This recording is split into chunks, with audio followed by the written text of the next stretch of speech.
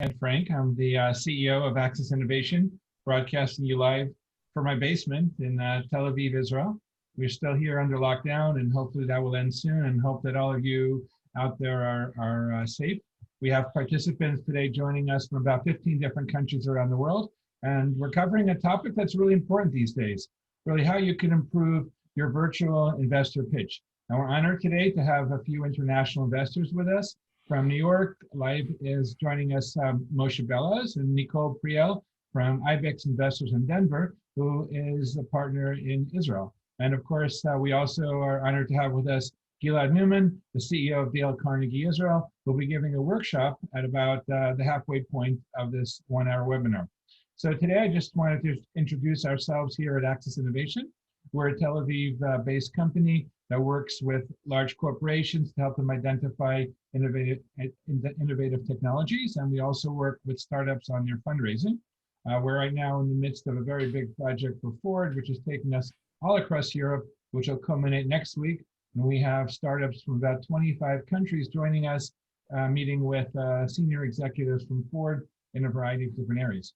And looking forward to learning more about your companies. We encourage you all to use the chat.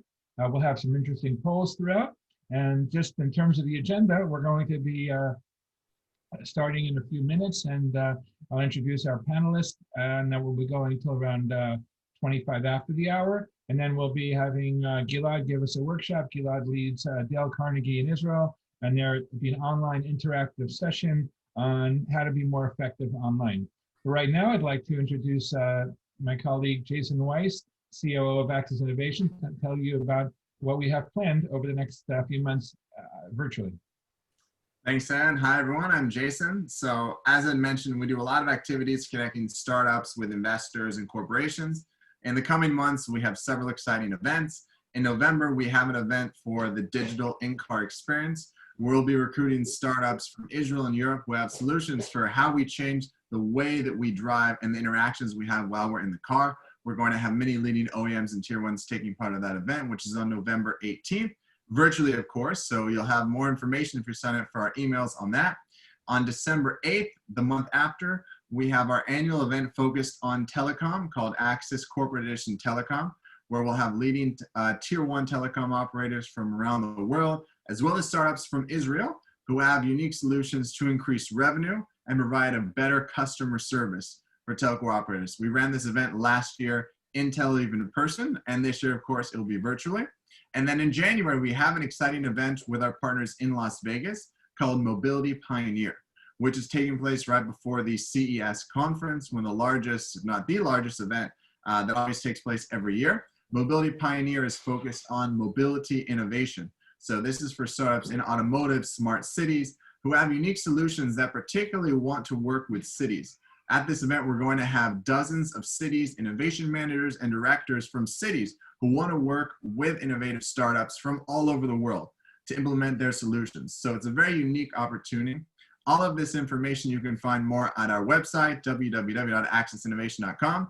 And as I mentioned, if you're on our email list, you'll be getting some emails about them very soon. So we have a lot of exciting things coming up, but don't want to take any more time out of you today. We have an amazing agenda here. So I'll pass it back to you, Ed, and get this session started. Great, thank you very much. I want to first introduce Nicole. Nicole is a VP of Investments at IBEX Investments, a company based in Denver, very active here in Israel. Nicole, maybe you could introduce yourself and give a little background on IBEX. Sure. Hey, everybody. IBEX Investors is a US-based fund. We're headquartered in Denver with offices in New York and Tel Aviv. And we invest in public and private companies in the US and globally.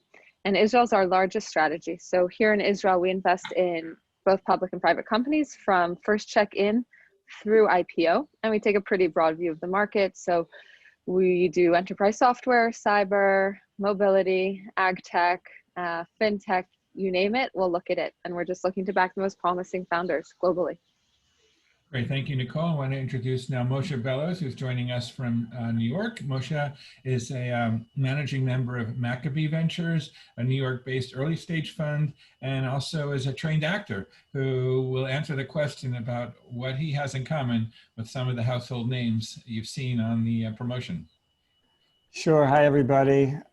Good morning or good afternoon. Moshe Bellows, general partner of Maccabee Ventures, early stage pre-seed and seed. My background, I came from an operating company. I'm third generation senior living. I actually coined the term and owed the trademark to Silver Tech, the nexus between seniors and technology. Our fund focuses on Silver Tech, prop tech, cyber, and AI. I really believe in championing founders and developing real relationships with them. And so we act more as a strategic partner. Thank you. Thank you, Moshe. So Nicole, I'd like to just start with you, asking you if you had a few tips for founders when they're starting to pitch, and what do you think is the most important thing when you hear an online pitch? And I'm sure you're hearing those a lot these days. Yeah, that's for sure. That is for sure.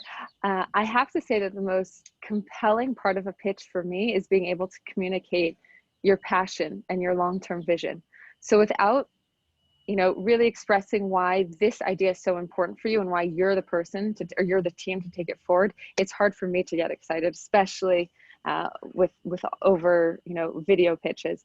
So I want to know less about what you're going to do in the near term, but really where this company is going to be in 5-10 years. So I'm going to buy into your team and your vision down the line. And it's great when I see companies really focusing on those areas. And you talked a little bit about the passion. It's pretty hard to convey passion over a Zoom call. How are you able to measure that passion? Yeah, you can tell when, a team just lives and breathes their market and their industry, and they speak to tons of prospective customers. They're deep in the weeds. They're working on it, day and night, and it's been sometimes it's turned out of a passion project. I'll spare you the details, but basically there's a number of different ways that you can communicate that. And, even something as simple as a smile on your face when you're talking about your field can mean a lot. Great, thank you. Moshe, you come from a background of acting. How much of that passion do you think is actually acting? And how are you able to tell if something is really sincere? I'd like to hear a little bit about. Yeah, I think being authentic is incredibly important, period, full stop. But I think to Nicole's point, passion is infectious. You can really feel that through Zoom. One of the things I would share with entrepreneurs is I find that a lot of times entrepreneurs will leave out the narrative. They'll leave out the journey of why they came to this. Sometimes I'll see things out of Israel, PTSD related or senior related, and it was a grandmother or a grandfather that got them into that. Don't leave that piece out of the story. That's what makes you human, and it makes you relatable. Okay, well, thank you. Well, we also have some polls that we're going to be asking our audience. So one of the first polls is really, do you prefer pitching in person or virtually? I think, Nicole, one of the things that we talked about is that things are happening a lot more promptly. Meetings are starting on time, especially in Israel, where usually, things kind of slip. And I think that, you have this 30-minute window to get your story in front of an investor. I wanted to hear a little bit about, obviously IBEX has a large portfolio of companies. What kind of advice are you giving to your startups and how they should pitch to new clients?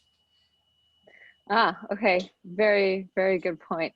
Yeah, we were just talking about how hard it is to actually convert those POC customers into paying customers. I advise my companies to really employ this I call it like the drip drop method of avoid the hard sell. In this day and age where there's so much inbound marketing, you can connect with your customers in so many ways. That's not a hard, hey, let me get you on a phone call. Let me demo this for you. Why aren't you responding to my email type of thing? So you can really communicate in different ways. You can send interesting. Okay, Moshe, we're moving over to you for a minute. We have some more important issues that have come up. Absolutely. I will say I have 3 kids, so children and everything is music. And there's a great story around it, which if we have 30 seconds, I want to tell. I was once in synagogue and there was a Holocaust survivor rabbi that was speaking from the pulpit. And there were these kids running around and he stopped. and everyone was shushing the kids. He stopped, he got on the floor with these kids and started playing with them. And he played with them in a full synagogue when we could go to synagogue, and he played with them for 2 minutes, 3 minutes. After he was done playing with the kids, he came back up and he said, "Don't shush children, especially Jewish children. I would have given anything when I was in the camps to have children playing and laughing." It made an incredible impression on me, but certainly now in the time of Zoom, this is life. So let's embrace that together. Anyway, I just wanted to jump off Nicole's incredible points. A lot of times founders will get on a call and it's like they press play and they launch into their pitch. There's very little interaction. There's no curiosity. I think it's really important to develop that relationship.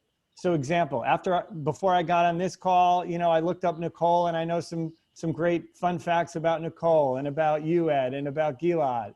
And so it's great to pepper your conversation with those things. It's also really important when you're on a call with a potential client to check in and actually find out their pain points first. Find out their pain points so you can speak to their pain points. And once they articulate that to you, then you have a direction to go in. They can still buy in or not buy in, but you are far more armed with arrows in your quiver that you can then speak to directly. And I think that's really important.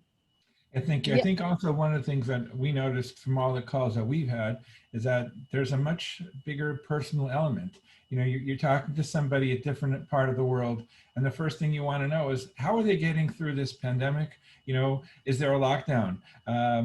We have a colleague in Germany, he's telling me about all the hummus that he's buying and how the supermarket, we're going to have to interrupt the Zoom call because the food delivery is outside, and goes for a walk in cemetery. So it's interesting, and I think that it's brought the world a lot closer. Nicole, are you able to? Yeah. Okay, you're back. Yeah, I'm not even going to apologize for that. To Moshe's point. So Moshe, I think you articulated it really well. It's so important to connect with your customers on a personal level. So, connecting with them on LinkedIn, commenting on their posts, tagging them in things that are relevant to the conversation that you've had or to their interests. Some of my most rewarding moments that I've seen my portfolio companies do and my entrepreneurs do is reaching out proactively to potential customers because they've reviewed their site. We have a security company in our portfolio who discovered a vulnerability that could potentially lead to a business logic attack at a multi-billion-dollar publicly listed company. And they just reached out proactively to them and said, "Hey, we found this vulnerability, just wanted to bring it to your attention." And that just opened up like a Pandora's box of potential opportunities for collaboration with that organization. So if you can, step outside the cookie cutter and try to build personal relationships, it can go really, really far. Agree. I'll also take that a step further. I have some wonderful, amazing founders and portfolio companies that we've invested on the calls. Thank you guys for coming. I think also, we do due diligence. One piece of our due diligence is making introductions to potential clients. So not only calling clients that companies currently have, but also introducing them. And first of all, founders love that, right? It's sort of a free look. But we learn a lot of information. So founders shouldn't feel like we're blowing you off or passing you along. Rather, what we're doing is we're garnering more information. And if that due diligence comes back, we just had a company now that we literally invested in 2 days ago, an Israeli company. It's not public yet, but where I introduced them to 5 potential clients. They closed 4 of them in under 2 weeks. So they were super happy. We got great due diligence and we were happy, and now we're an investor. Great, that's a great story. Nicole, I wanted to ask you if you're taking more meetings or less meetings, and how hard is it for companies to reach out to you these days? Oh my God, probably twice the number of meetings per day than pre-COVID. I think that goes for everyone. When you save on travel time, you just pack in more meetings in a day, that's for sure. And no one has an excuse to be late anymore. So yeah, definitely a lot more. And at Ibex and me personally, we've always been really open to cold introductions. It's something that I feel very strongly about. So entrepreneurs reach out to me in a variety of ways. if not through their network, then I respond to every email that comes through my inbox, and my email address is listed really prominently in my LinkedIn profile and probably on the internet. So, I really encourage people to reach out. There's nothing to be ashamed of if you can't find a direct introduction to an investor. Okay, thanks. How about you, Moshe? How about you? Are you taking meetings? Yeah, so or I have, yeah, so as my founders know, I only sleep 4 hours a night. It's a genetic thing. So I am seeing way more companies than I've ever seen before, all directly akin to what Nicole said. I will say a few things. Well, I do think, and also, definitely email, my email is out there, feel free. But really have a succinct, clear, direct, that a little something about me, that this is my area of expertise. And, a no isn't mean. It isn't, normally I'll explain while I'm saying no, or why I'm saying no, or why I'm passing. Hostility is not appreciated. Sometimes we get that. There's no room for that, because on your next company or your next round, you might want to come back, or we might know some common people. So, Menschlichkeit is always appreciated. I will say, though, that in today's day and age of LinkedIn and the ecosystem, it's a very small ecosystem, no matter how big we like to think it is. Seeing folks or getting introductions through folks that we know shows a little ingenuity, if you can. It shows determination. And so if you can do that, that can help. Great, thank you.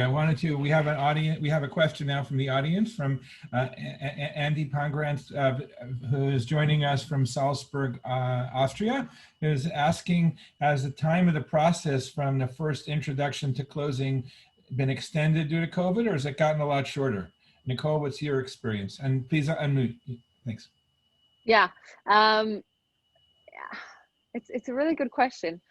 I think for us, it's generally stayed the same. We try to move very quickly in any sort of environment. So, just the last couple of deals that we've done have been pretty quick. I'm talking like days, less than 2 weeks most often between first meeting and term sheet. So, in the COVID environment, we do want to learn a lot more about who you are as a person and the dynamics amongst the co-founders. So the team is super important. And because we can't meet in person and, see how you interact with one another, we will dig a little bit more into the personality side of things. That's always been a priority, but it's just harder to detect nowadays. But overall, length of time from, till close is relatively short and hasn't changed much in this environment. How about for you, Moshe? Has the time been shortened? We're pretty short. It has elongated a little bit. Just to jump off again what Nicole said, we're relationship driven. So, when I can't take out a founder or founders and partner, their partners and get to know sort of what drives them, it takes a little longer. Plus, not our fault necessarily, but if I'm doing due diligence through other companies, with other companies, clients and potential clients, I'm sort of beholden to their timetable as well. And I have found that has elongated a bit as well. Great, thank you. I'd like to first put up another poll question for our audience, and would also encourage you all to ask questions. We have Nicole and Moshe here, who are active investors looking at deals. I wanted to know, actually, Nicole, maybe you can tell us a little bit about some of the metrics that you're looking at. Are you only looking at, COVID-19 related startups, or are you pretty much staying in the areas that you focused on before?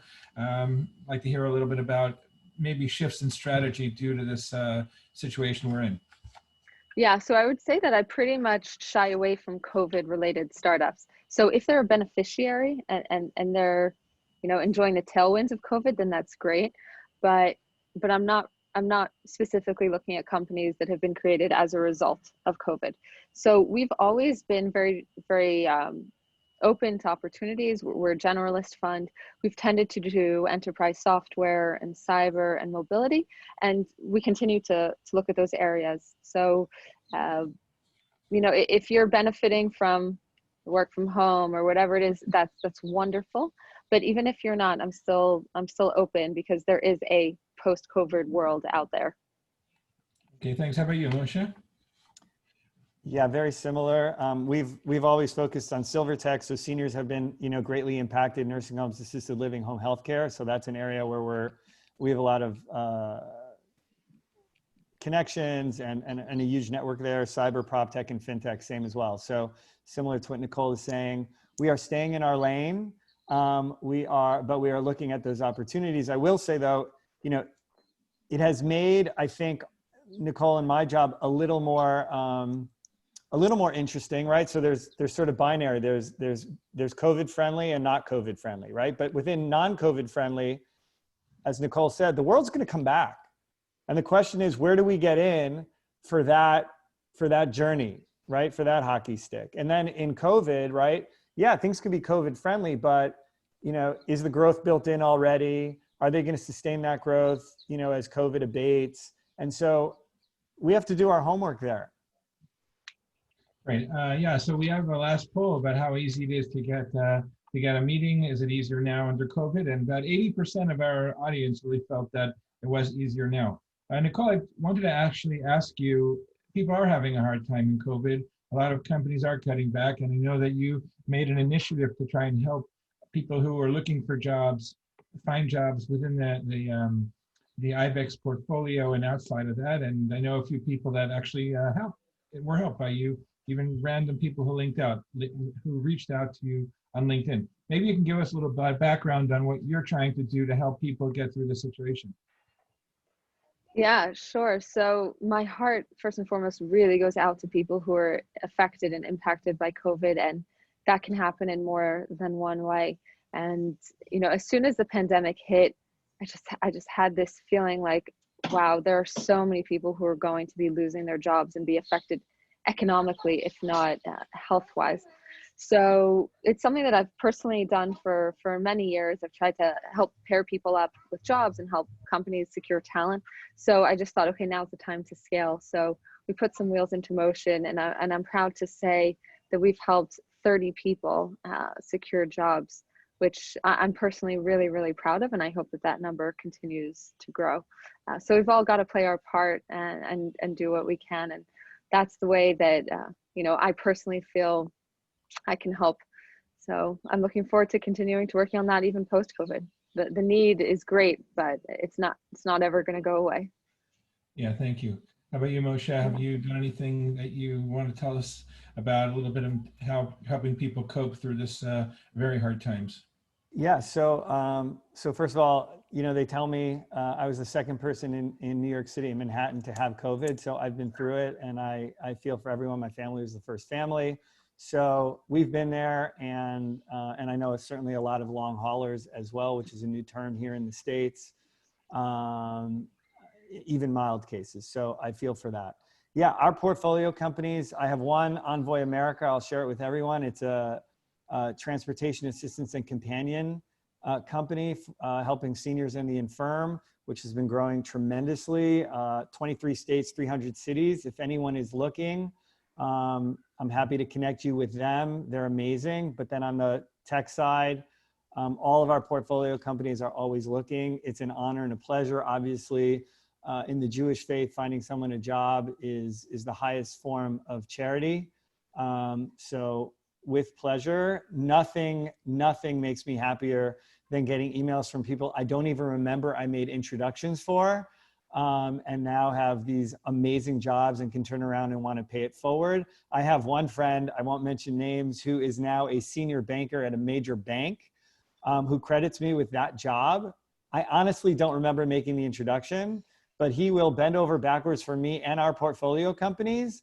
And literally, I don't remember making the introduction, and he credits me with everything. But I think that's the beauty that Nicole was saying. The beauty is, if this is part of your ethos, and making these introductions for companies or making introductions for jobs is part of your ethos, I think it's a beautiful thing that we forget. It's a beautiful thing that, 10 years later, someone reminds us. It keeps us humble. And I think that's really a great attribute. Yeah, that's really Hey, Ed, great. can I offer just some parting words of advice in terms of pitching over Zoom? Please. All right. So unsolicited, but I think it's worth sharing. Uh, so when you're starting your pitch, I think it's great to not jump into the deck. I think it's always helpful, and whether it's in person or over Zoom, but to provide a high level executive summary of who you are and where you are, what stage you're in, what your traction is, and how much you're looking to raise really helps provide some context to the conversation. When you save all that for the end, I don't know how to place you. I don't know how to think about you and what sort of questions to ask while we're having the conversation. So that introduction at the beginning is always really helpful. And as a follow-up, sending your pitch deck after the call, even, best is ahead of the call. Send it to me before, a couple days or at least a couple hours before, so I can have time to review it and come prepared with smart questions. But at the very least, send it afterwards so I can review it on my own time. And then lastly, it should go without saying, but mute your WhatsApp tab on your computer, like turn off your notifications and put your phone away. You think that people won't notice that your eyes are darting all over the screen and playing with your phone, but people can tell, and it's super distracting. So going back to team dynamics, in fact, there was a company that I was looking at seriously, but I couldn't get over the fact that when the two founders were together, they were constantly like joking with each other, fiddling with their phones, just being like unprofessional. And you wouldn't do that in a face-to-face meeting, and you shouldn't do that over Zoom. Just because there's a couple screens between us doesn't mean that we should let our guards down completely. Okay, well, thank you very much, Nicole. I just great points. Can I jump it? Can I add a couple to that real quick? Yeah, well, if you don't mind, Moshe, just hold that we have a tight schedule. We're trying to get people out on time. We're going to be going over. So just wanted to encourage more questions. We have a really good question on term sheets, which we'll get to in about 25 minutes after Gilad's presentation. But right now I wanted to thank Nicole and Moshe for those initial thoughts. You're not done yet. We're going to come back to you and take questions from our participants. Just wanted to introduce my friend Gilad Newman, the CEO of Dale Carnegie Israel, who's going to give a presentation on how to present effectively online. It's important because a great deal of our communications today, such as this webinar, is over the internet, and how you can make a most powerful message become more alive. Moshe has been working as the head of Dale Carnegie for the last 8 years. We've had him at many of our physical conferences, and it's a pleasure to have you here today. Gilad, thanks for joining, and I'm hoping that we can make this much more effective for our audience. Gilad, the stage is yours. Okay, thank you. First of all, Moshe, maybe you had one more sentence, so I can't let you off the hook for that one. No, we'll probably learn a lot. Thanks. So I was share that with us, and then we'll get going. I was going to say just about a deck. I would pre-send the deck and any materials you can, because it allows you, the founder, to see if the venture capitalist has read it and is familiar with your company. So it's another data point as to, again, they might be really busy with other things. And so don't judge everyone, but it gives you another insight into who you're dealing with. Great. Thank you very much, Moshe. That's going to be a great segue into our first section of what we're going to be talking about. But everybody's heard about who we are, Ed and Jason and Moshe and Nicole. Maybe let's hear a bit about who our audience is. I know I've seen some of the companies, but if you could just type in the chat box, just give us, where are you from, what sort of industry you're in, and make sure that you're also sending it to all attendees, not only to all panelists, so that we can all kind of know from each other. So please just write that in the chat. Where are you, just short, where are you from, what country? We've got Andreas from Strasbourg, was it? And we've got somebody from Toronto in Canada. Who's that? That's, I can't see, it's Grant from Canada. We got Estonia. Look at this, isn't this amazing? One of the great things of online that you got people from all around the world in one event, and I'm always really excited. London, Samuel Shachar from Israel in AI, Enrique from Madrid. Wow, this is so cool. Isn't it exciting to have everybody here today? Some of the people here may be waking up early and starting their day. Some of them may be ending their day. Portugal and Israel, a lot of high tech I see. Okay, great. So just keep those coming through, and it's great that you put them into attendees as well, so we can all get to know where we're from. And at the same time, here's another question. One of the polls at the beginning was most people here prefer face-to-face presentations. So let's hear maybe what are the challenges that you face presenting online. If you could share that in the chat as well. Just give us a quick, what's the challenge? What's the major 1 or 2 challenges that you face? I know one of the things is really getting across, or maybe, we can't see people, maybe the reactions. Okay, no eye contact I see from, I'm just looking at another screen I've got here, so that gives me from Simon, Yael, okay, Ira Green, fine, okay, so what other, yeah, you can't see the eyes. I see people's eyes as one of the major things you want to be able to read your audience. Slow response, yeah, we got a lot of those, sometimes challenges with the connection, yeah, with feedback. Okay, yeah, sometimes you're in different cultures. Okay, lack of feedback. What am I getting from the other side? So we're going to take you through a few things. Keep those coming through. That's really great. Thank you very much for the participation. And we're going to take you through now, see if I can share the screen now. And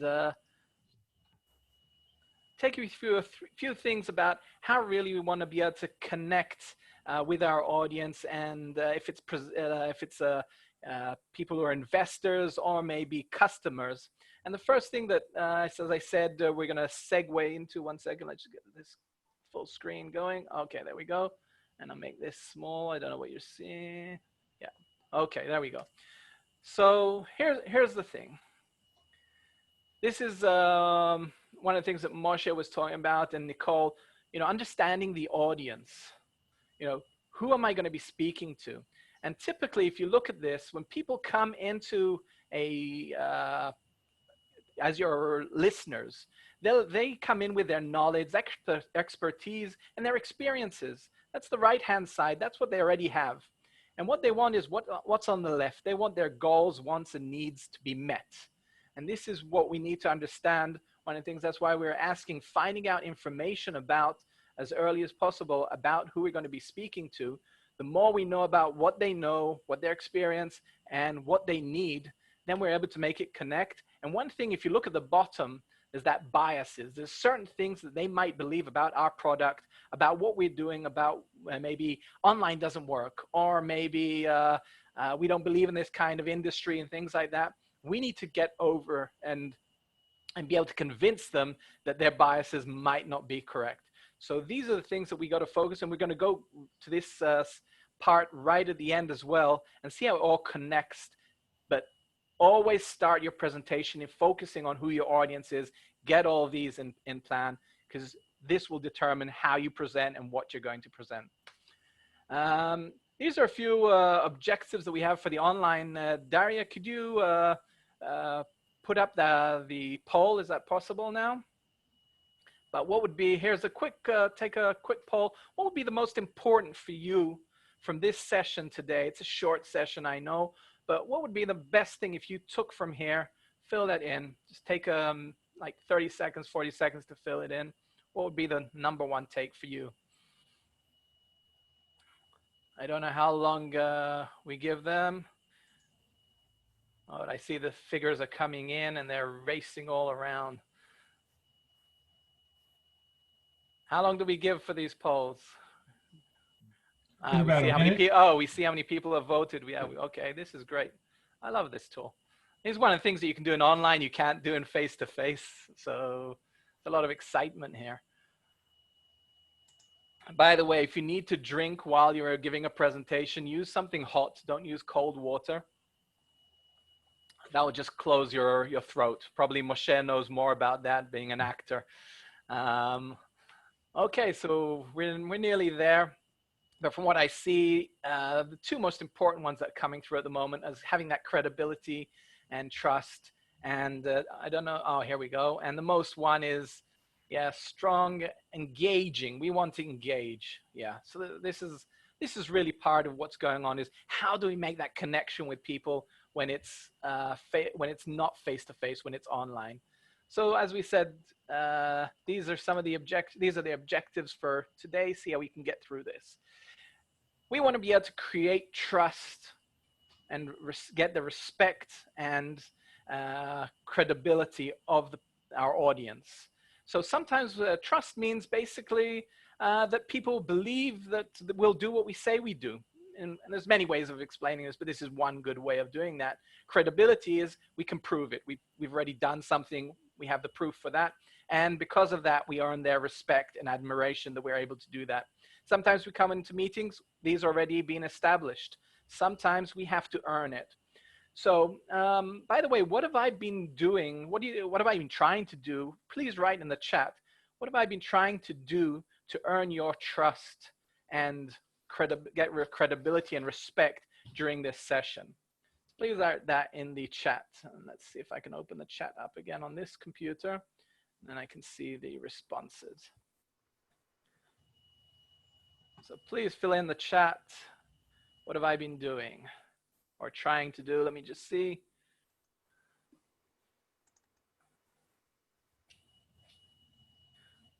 Okay.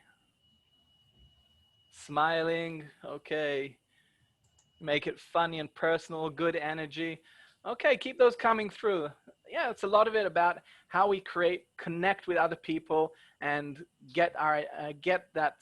break that barrier, I'd say. Or as you know, in what we call in cinema, it's called like that fourth wall, where suddenly the actor starts talking to the audience instead of inside what's going on in the movie. I'm sure you've seen those kind of movies. We want to be able to break that wall and connect in different ways. Otherwise, this is what happens. I'm sure, I don't know if you felt those. Give us some Z's if you've been in a presentation where you just knocked off and you're just like looking, what else can I do? We don't want that. We want our audience to be this kind of person, vibrant, happy, engaged with us. And to do that, we need to do a few things. We need to get active participation. And part about breaking that fourth wall is, I'll give you a bit of a secret of what I've been doing. Since I started, the whole time, every 90 seconds, 2 minutes, I've been asking you to do something, getting you engaged. And if we do a workshop, we have a lot more tools that we use. So we do it maybe in a poll or in a chat, and we have other tools that we use. Getting that all the time just to keep you together, involved, and getting my personality across, like people said here, my energy, smiling, those kind of things. We want people to be able to feel us, even if we don't have that being so close. And you know, you've been to presentations where somebody said, okay, we got 45 minutes, I'm going to be talking, and at the end, keep your questions to the end. And while they're presenting, you're multitasking, you're looking at your phone, maybe, I know some people do their laundry, folding, and maybe some cooking at that time. We can't have that. So we want them all the time to be engaged. So ask questions during the session, keep it all the time going so people are involved, especially, you know, you want to encourage people to ask those questions during and find the opportunities to answer them. Yeah, I've got some persons going, Z's totally great. Who was that? And one of the things that Dale Cart, I think he figured out a long time ago, is that when we give a presentation face-to-face and definitely online, we need to have what we call the 3 E's. We need to be speaking about something we've earned the right to speak about. So we know what we're talking about from experience. We have the knowledge. We're excited about it. I know Nicole was talking about that passion that needs to come through, and Moshe was also. We need to be able to. So if we're excited about what our project, we need to get that through. And we need to really want to be eager to share it with other people. When we do get these 3 together, and online, it's even more important to be what we call even 20, 30% more excited than face-to-face, because we have some limitations that we don't get. So here's one important tip for how to prepare for a presentation. Make sure you got a pen, paper, and if not, write down. I see some chat things are coming through, or let me just see. Yeah, okay. So make sure when you have somewhere to write this down, maybe on your Word doc or something like that, because we're our worst critics. I know I am. You know, if you are as well, give us a yes in the chat if you're your worst critic. Yeah. So when we're preparing for a presentation, we don't want to see it. You know, I know how many people here viewed their online presentation. They don't want to see it. Don't ever show me that. But if you don't want to watch your presentation, why should your investor, why should your client? So when you're preparing for a presentation, record 2-3 minutes of that. Yeah, I see people coming through with the yeses. Yeah. 2 to 5 minutes, record your presentation. Then you sit down, and this is what you do. Because you're your own worst critic, you make a list of everything you didn't like about your presentation. And whatever it is, just write it down. But that's, you have, on one condition, you can do that. For everything you didn't like, you have to have one thing you did like. So you have a list of all the things you didn't like and exact same length list of things you did like. Because otherwise what we do is we put ourselves into a paralysis situation where we just never want to go up and present. If you felt that way, I know I've been in that place before. So make sure you have the things you liked as well as the ones you didn't. And from the ones you didn't, circle the one that you think will be the most beneficial if you improved on, just one. And then when you rehearse again and record, only focus on improving that one. If it's your excitement, if it's your tone, if it's your structure, whatever it is, just one thing, and go through this process again and again until you eliminate each one of these things. If you need coaching or anything, happy to connect. But really, if you do that, you're setting yourself up for success. So make sure when you have that list, only focus on one thing that you didn't like and improve on that. And when you're presenting, make sure your energy level and your excitement is about 20-30% more than what it is usually. Because most of us talk like it's sort of, I call that late night radio talk, where, you know, it's very nice and we're very polite and everything, and then slowly putting you to sleep because it's very nice. We can't do that because our audience is going to fall asleep. So we're going to talk, and it's going to sound to us very unnatural. It's going to feel even fake at the beginning because we're doing something new that we're not used to. But the minute we do that and we record it, you're going to think like, oh my God, I was crazy doing it. And then when you watch the video, you're probably talking just like this. So get more excited. And then the more times you do it, you'll find the right balance. But that will help you get over that because it's not comfortable at the beginning. Yeah, I've got to challenge myself every time as well when I'm talking in front of it, because I got to get all excited about it, and I'm talking to in front of a screen, but I've got to be with you over there. So in order to do that, get that excitement over. That's why it's so important, this slide here. And we know there's differences between the online and in person. Some of the things we've already written down. Maybe in the chat, write down what are some things that you can only do online or some things that you can only do in person. Okay, so what are the things you can only do online? Like one thing is we can have a group of people from all around the world. Can't do that in person in such an easy way. So please share on the chat, and let me just take a look, see what's coming up. Make sure you've got everything to attendees as well so that we can all see it. So what are the things that you're doing which are online here? Some things are coming through. I see Grant saying harder to engage online. Yeah, but what can we do online, for example, or what can we do in person that we can't do online? Some more coming through. Online, connect with other countries. Yeah, in person, there's a handshake. Yeah, handshake or something like that. So we can do a lot of things which are, here I go now to the next thing. These are some of the things that are different in this world. Yeah. And we know there's a lot of challenges with technology, even today, even my daughter today, suddenly there's no password, something like that. They've been doing this for 6 months and they still can't get it right. So we know things are going to go wrong with technology. Our voice is very important. We talk about that excitement, and we're going to talk quickly about visuals. So these are a few areas that we got to focus on. Thank you for sharing all those in the chat. And because we want to make that an experience. We want if it's an investor, if it's a client, we want them to come across and go, oh, wow. I like them. I want the next meeting. If it's just a pitch, I want to hear more of them. If it was one meeting, I want to hear more of what they can do. Let's meet again. Let's talk. We want to get that excitement across. And we sometimes only have one chance. So let's make it work. Practice for that. Because we can't see the audience, right? We can get feedback from them. We can ask questions like we're doing. We can use the chat. We can do a lot of things or get them even to interact with us if it's a small group. with audio, and they can talk to us. So it really depends on the platform we're using and what we're doing. And here's a few tips to use when you're presenting, especially if you're going to be presenting to investors or important clients. You make sure you do these. First one is have a producer. That means somebody, if you don't have a professional producer, it's even a friend or a colleague in your work to take the technological burden. We have here Darina taking care of everything from behind the scenes for Ahmed's team, because that we don't have to worry about that. We can just focus on what's going on. We know things are going to go wrong. I was in an event and they had, it was a startup event. The producer was also the presenter, the moderator, and the first two startups, speaking through 15 of the top leaders in the high-tech world in Israel, didn't even get to present because there were technological problems. If you had a producer, that wouldn't happen.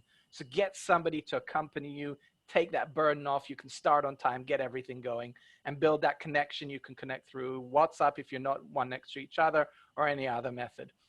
Second thing, have another computer. I've got another computer here. If something, your computer crashes, especially if an important presentation, you don't want to say, okay, time's up. I had half an hour with this person and it's all gone because I don't have a computer. We got 15 minutes to reboot. Get it on, have it ready. If you need to, you can use that straight away. And you can also see what the attendees are saying. So make sure you have these ready for you. And you can see how, what they can see, and then make that connection. And we know there's a lot of tools. Let's have a quick, we didn't do a poll for this, but maybe in the chat, what sort of tools are you using today? I know there's a lot of using Zoom, there's Microsoft Teams. What other tools in the chat are you using today? Let's kind of have a quick poll, see what's going on. Okay, so we see Meet, Skype, Zoom, Teams, WebEx. Yeah, we also use WebEx. What else? What other? Okay, Teams, WebEx. Yeah, a lot of people using these, and there's a lot of other programs coming on. Learn how to use your tool every which way. Make sure you're comfortable with it and that you can use it, because we know something might go wrong. You want to be able to fix it and deliver and feel very confident in using all the capabilities that program has.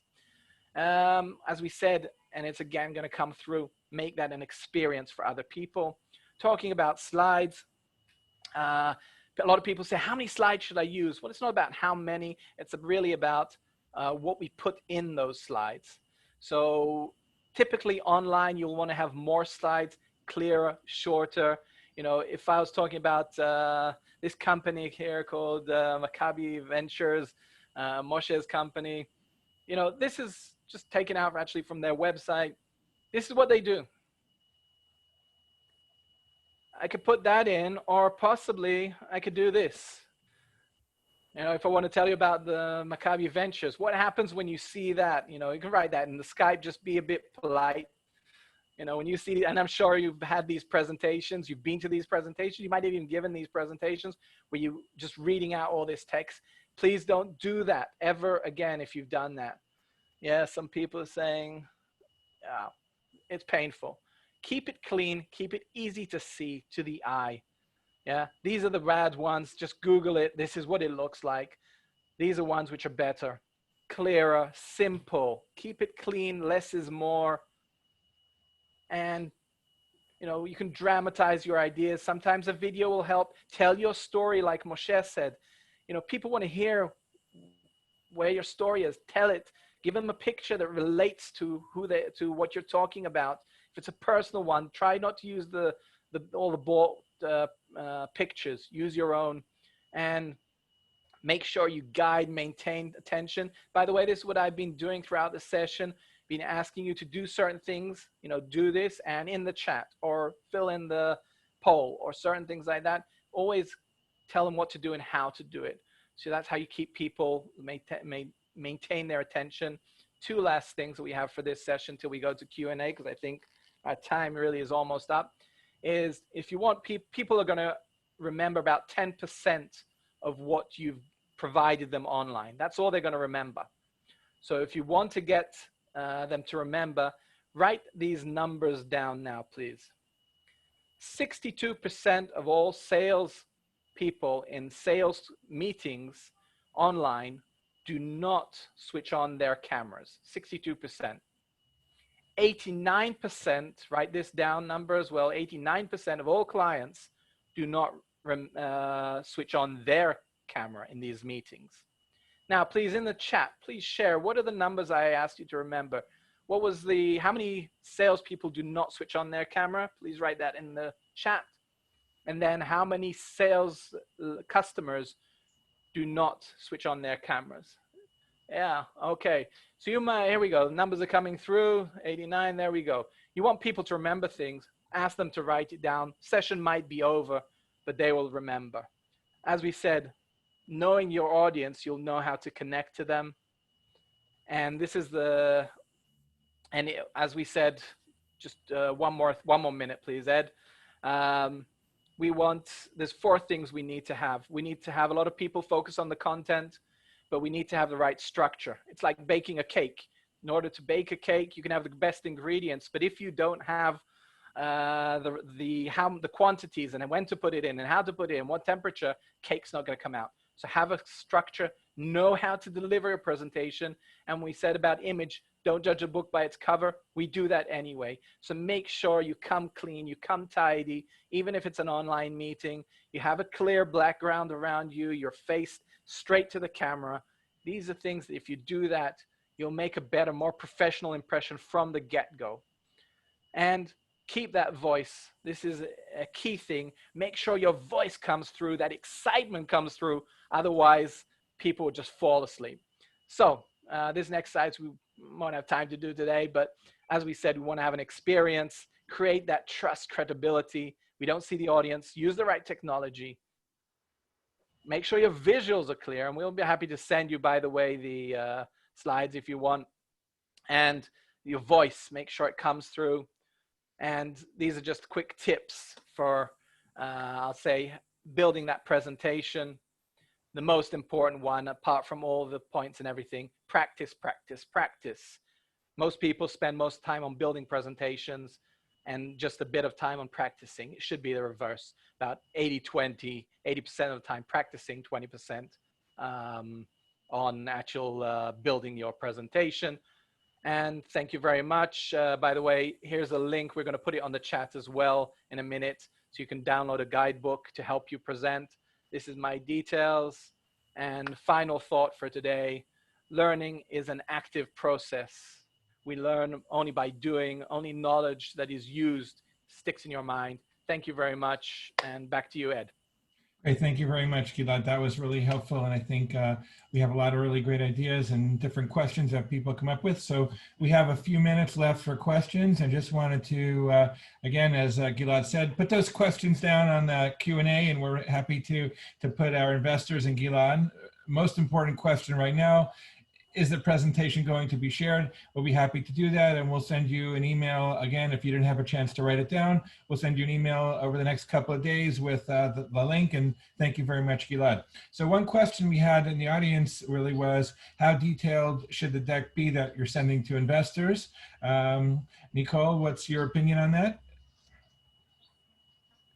The more detail, the better. Feel free to send like a teaser deck or a shorter deck, but if you could send some supporting material, that's always really, really useful. Okay, Moshe, you're an information junkie, you said? Information junkie. I'm a lifelong learner. I want that information. I want to learn about it. And then it helps us, Nicole and I, ask you better questions. It helps us drill down faster. And also, if we've read that deck, don't feel like you need to go through every piece. If I've really digested it well, let's move on to something deeper.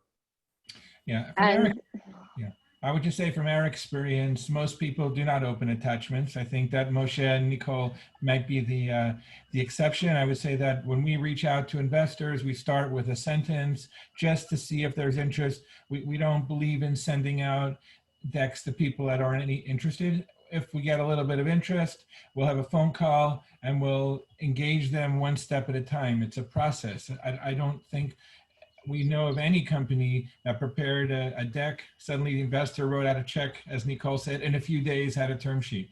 I've never seen that. It obviously depends on your audience, right? So Nicole and I are direct. Your audience might be a little different. So it depends on who you're reaching out to and what their posture is as you're reaching out to them. Yeah, I would also just stress that it's really important to be clear about what metrics are driving your business. So be really upfront about what your KPIs are. Are you at the stage where you're talking about, hey, you just have a prototype and you haven't put it into the market yet? Or are you actively running POCs? A POC is not the same thing as a customer, and ARR is not the same thing as a revenue run rate. So really try to nail those down so you can answer those questions succinctly and accurately. Nowadays, people think that like ARR is the equivalent of revenue, and it's not. It's completely different. So really try to sort out all of your financials, whatever they may be, ahead of time. And if you're not clear on those KPIs, Y Combinator has some really great videos based on each vertical as to what great metrics and KPIs are. I'll also just, to Gilad's point, a couple of amazing points earlier. You know, I teach venture capital and fund management at the SciSim School of Business here in New York. Shout out to all my students. But founders, there are 10 to 15 questions that you know you're going to be asked. You know you're going to be asked about your team. You know you're going to be asked about problems, solution, right? Metrics, all of that kind of stuff. So to Gilad's point, practice, practice, practice. Not by rote, but if you can't describe your team as the best team, and here is why, right? Especially for you Israelis, right? Shmona Matayim, but what'd you do in Shmona Matayim that you can talk about? But really clear. And that dovetails perfectly to this commercial application of X. Connect the dots. That's really important. Okay, we have one last poll question. We have 4 minutes left. We're all facing a world where Zoom is an important part of it. We'd like to just hear, how tired are you of Zoom meetings and webinars? So just give us your response to that. And Gilad, do you have any comments you'd like to summarize before we close? Okay, just a couple of questions here about, first of all, dress code. It really just depends, again, who you're facing. Just make sure you look the part. You know, if you're from high tech, you don't have to wear a jacket and suit unless you might be appearing in Congress, like Mark Zuckerberg. When he went to Congress, he had to wear a tie and suit. So it really depends on who you are, but at least look the part, feel comfortable what you're wearing, but also see what your audience is looking for, who you're speaking to, whether it's clients or investors. Another thing is about people, why not turn on their camera? A lot of people are shy. Some people don't feel comfortable. There's a lot of things. Encourage people to turn their cameras on. I get people from the get-go to switch their cameras on because, you know, I switch my camera on straight away. I set the zoom out if it's a Zoom that way, so that we really want to be able to see them. And if there's a reason not to, that's okay. But generally speaking, we want to see as much as we can. Thank you. Yeah, I also felt that as a cultural thing. I think the calls that we've had with Americans are not so quick to turn on the videos. Europeans, I think the cameras have been on a lot faster. So we're actually, with our audience, about 50-50 waiting for physical events or enjoying online. Nicole, any final comments before we close? Thank you for having me. This was really informative and really wonderful. And if anyone wants to reach out, please feel free. Okay, Moshe? Thank you. The question that was asked earlier, I was in a film called Boiler Room, which was written and directed by Ben Younger and starred some of those people that were mentioned. Go out and rent it, and I'll get some residuals. Thanks. Okay, so support your local venture capitalist. That's our next webinar. So I wanted to thank all of you participants. We have people really from all over the world. Thanks for being so interactive. Thanks, Gilad, Nicole, and Moshe for joining us, and of course, all the participants. We hope to see you guys on our next webinar. We have one coming up in a few weeks with on digital health with the Hungarian startups and Israeli outlook. So hope to have you with us, and thank you very much. Hope everybody keeps safe and keeps good humor and could incorporate some of the ideas we put on the in front of you today. Thank you so much, and have a good evening or day, and stay healthy. Bye-bye. Thank you very much. Okay. Bye-bye. Bye-bye. Thank you.